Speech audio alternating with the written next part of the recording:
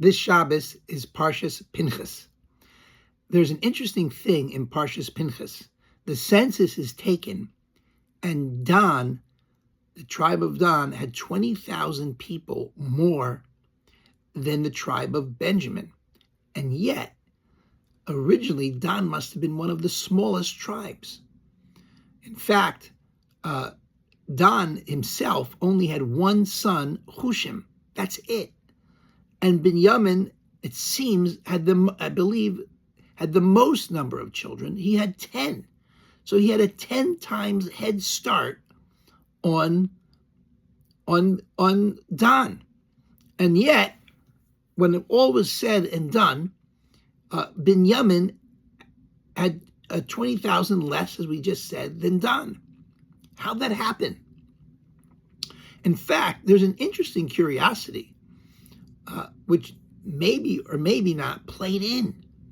And that was that Dan, the Torah teaches, or at least in the Medrash, that Dan was deaf. How would that play in?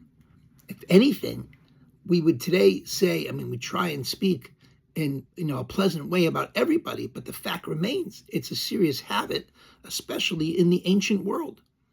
I don't know if sign language and things like that had been invented yet. I assume not.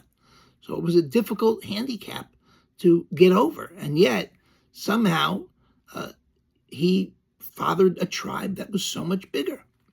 In fact, the Torah tells us that Dan didn't just sit with his handicaps.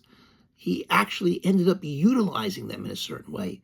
And he made himself immune to all the criticisms and negativities and hemming and hawing that other people do. And in fact, the story teaches in the Medrash that at Yaakov's funeral, when Esav was holding it up for various reasons, Dan didn't understand what was going on because he couldn't hear anything. And he just went up and took care of the situation as was. It happened to be in a violent way, but he solved the problem.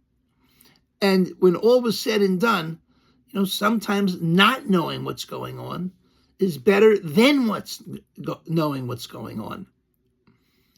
In the meantime, we learn the lesson that a person can end up using his seeming weaknesses, turning them into assets, always trying to figure out how to convert, as my Rebbe, who passed away just about a year ago here in Chicago, used to say, trying to figure out how to turn a negative into a positive.